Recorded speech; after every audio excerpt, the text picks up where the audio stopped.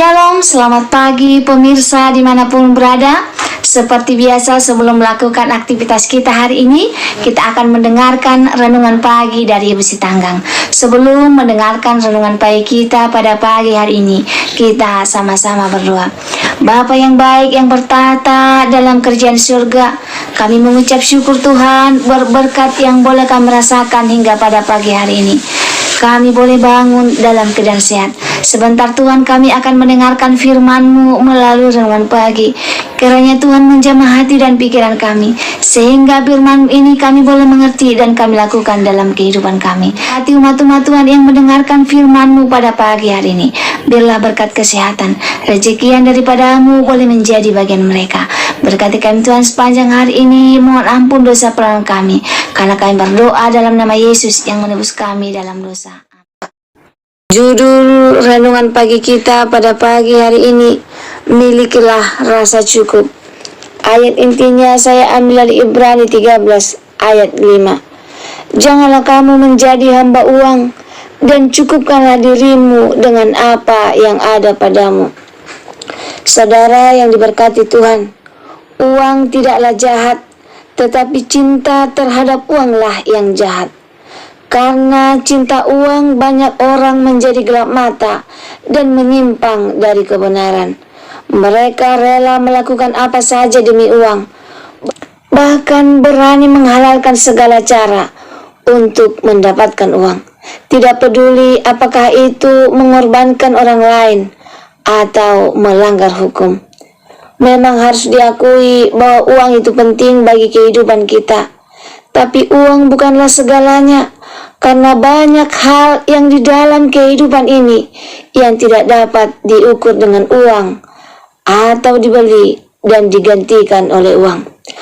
Apakah uang bisa membeli sukacita, kebahagiaan, ketenangan, apalagi keselamatan jiwa?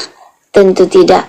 Salomo yang meskipun memiliki kekayaan yang melimpah, bahkan dikatakan bahwa Raja Salomo melebihi semua raja di bumi dalam hal kekayaan dan hikmat.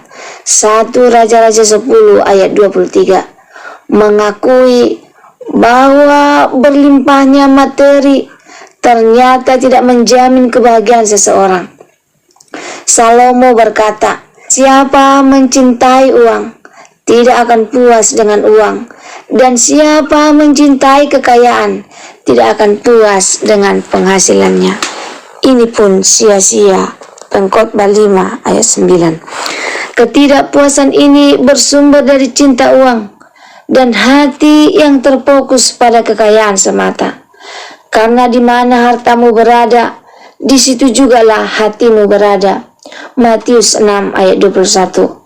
Karena cinta uang dan hati yang melekat pada kekayaan, seseorang tidak pernah merasa cukup.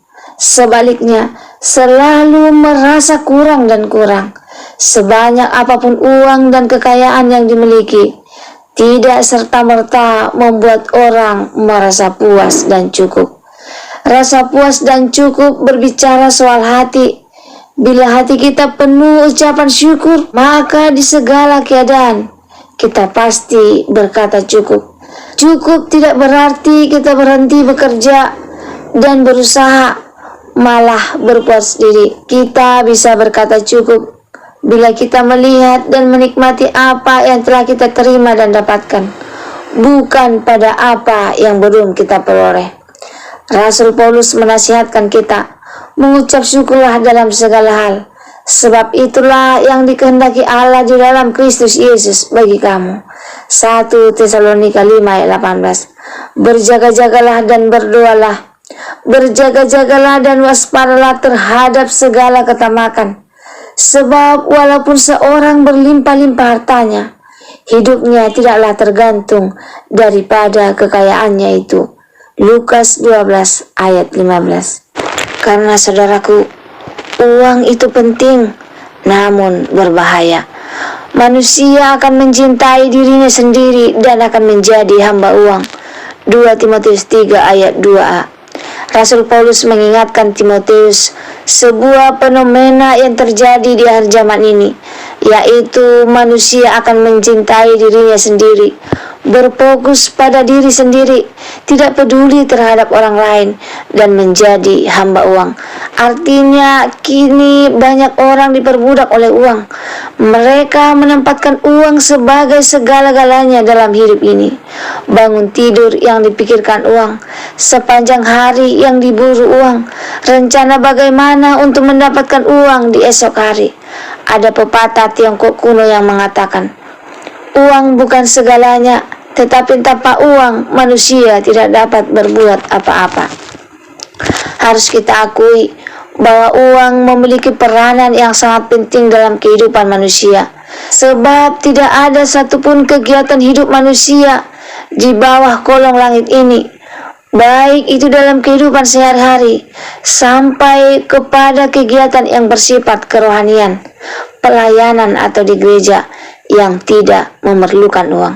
Semisal untuk memenuhi kebutuhan hidup yang paling dasar sehari-hari saja, kita membutuhkan uang yang tidak sedikit. Belum lagi jika kita menginginkan sesuatu kehidupan yang lebih layak lagi, sekolah yang berkualitas, transportasi, sarana olahraga, tidak sedikit biaya yang harus kita keluarkan. Tidak terkecuali untuk melaksanakan tugas panggilan dalam pelayanan.